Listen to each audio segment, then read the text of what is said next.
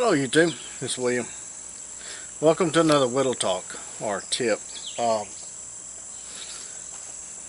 Several months ago I received a knife in a trade, which I don't do very often. Matter of fact, this is the one and only time that I've done it. But he had a pocket knife that I was interested in trying.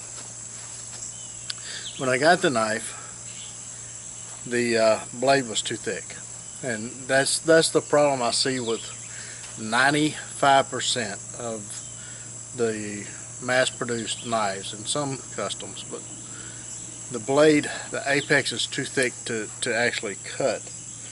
This is the knife. It's the little Enzo knife. Beautiful looking little knife. I forget the name of it, but it's it has CPM S30V steel. But when I got the knife, and if you don't know what I'm talking about on the apex, I've done several videos on this, but the apex is so thick, and the grind on it was such at an angle that in order to get beyond that apex of the secondary bevel, you had to tilt the knife blade up to such an angle. The mosquitoes are bad. I'm gonna have to get some mosquito dope on.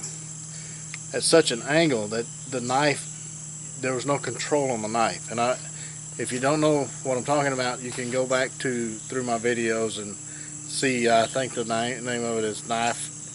Well, I'll put a link below in the description. But Knife Edge Thoughts, Knife Edge Apex My Thoughts, or something like that. But anyway, you couldn't control the blade to where you could do fine shavings and feathers and all this other stuff. So I thought maybe I would do a video on how to take care of things like that and make it better. It doesn't correct it all the way, because correcting it all the way, you would have to actually regrind the blade and create a thinner blade to where it would actually work. But what I did to correct it was I changed the angle of the blade of the secondary apex, and this was the typical angle of the blade, somewhere around 23 degrees, which is your typical angles when sharpening a blade. What I did was I dropped the blade down to maybe about a 15, and I sharpened it at that point. And I created a higher angle on the primary or the secondary grind.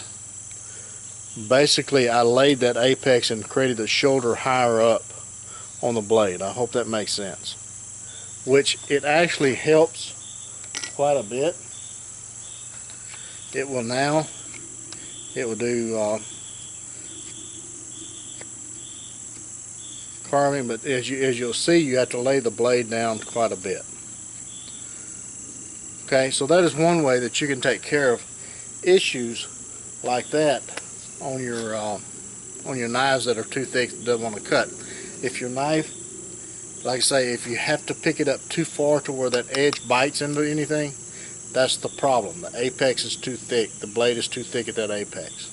So if you actually change your grind or change your angle on sharpening the knife to a shallower angle, drop it on down to about 15 or so, and that will help. Okay? The other thing that I've seen on knives that especially Scandi blades, is that the edge is so thin that when you're using the knife, the edge wants to roll or chip. And in order to fix that, is you can do a couple of things. You can strop the blade, the edge, and if you strop it using something like this, a piece of leather on a block of wood, then what that will do, the longer you strop it, especially using compounds, buffing compounds, the more you strop it, the more this edge is going to convex. Okay? And a convex edge is stronger than a V-grind. The surface underneath what you have the leather strap on is going to determine how much of a convex you're going to get. If you're on a solid surface like this block of wood with a 8 or 9 ounce piece of leather, then you're going to get a slight convex. If you have a very thin piece of leather on a block of wood, maybe a 5 ounce or so, then it'll be even less of a convex, but it will still convex. Okay? But if you use a leather strop like a belt, and then you're going to have a huge convex. It's going to be really convex because there's no support, and it'll actually convex that blade. That takes a little time, and if you, in order to combat that, you can take the knife, if you don't want a convex, and you like the stropping, the polishing of an edge, which I don't, but maybe you do. Then you would have to, every so often you'd have to replace that V-grind by taking it on a hard stone and reprofiling that back to a V-grind. Okay, but let's say the V-grind is not working for your knife. There's a problem with the steel. The steel isn't as high quality as it should be for a Scandi grind or a V-grind. Then in order to eliminate a lot of those problems, you can use a convex. Okay, you can actually convex that edge, and depending on your preference, if you use a strop, it would be a large convex or a magnified convex, or a medium convex. You can use a thick piece of leather on a block of wood, or you can even get a thinner piece of leather on a block of wood to make it even less of a convex. So you just have to play around with it and see what works best for that knife and what you want that knife to do. Okay, so I hope all of this was made sense, and you gather something. One other way that you can take care of the apex, and I've talked about this in several videos, but I thought I'd venture it again on this one, is if you have a Scandi grind, and like I said, the edge is just so thin and the steel is just not holding up, or the temper's not holding up to what you want in a knife, and you want to strengthen that edge, another way that you can do that, besides going with a convex, is this is your angle, sharpening angle at this point. You can actually pick the knife up just slightly from that, and just with the weight of the blade, you don't have to be use any type of pressure on it, just over a ceramic portion of the stone, or you can use ceramic rods, which is what I like to use on doing my micro bevels. You can just, with the weight of the blade, as you can see, I'm just letting the weight of the blade at a little bit steeper angle, you can place a micro bevel on the blade, and that will give you a stronger edge.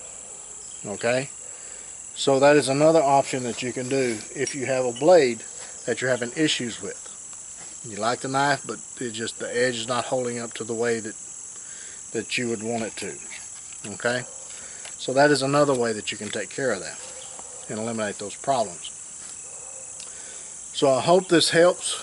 I hope that you can take these tips and get blades that you've thrown in a drawer somewhere because you didn't like the way that the edge held up or cut, and make these little slight modifications and get that knife back employed, because we got to have all of our knives employed now. We got enough unemployment in the world today. We need to keep these knives employed. Alright, so until the next one, you guys get out in the yard, whittle on a stick, take a child with you if you have the opportunity, and be sure and take those band-aids and lots of knives. We'll catch you again soon.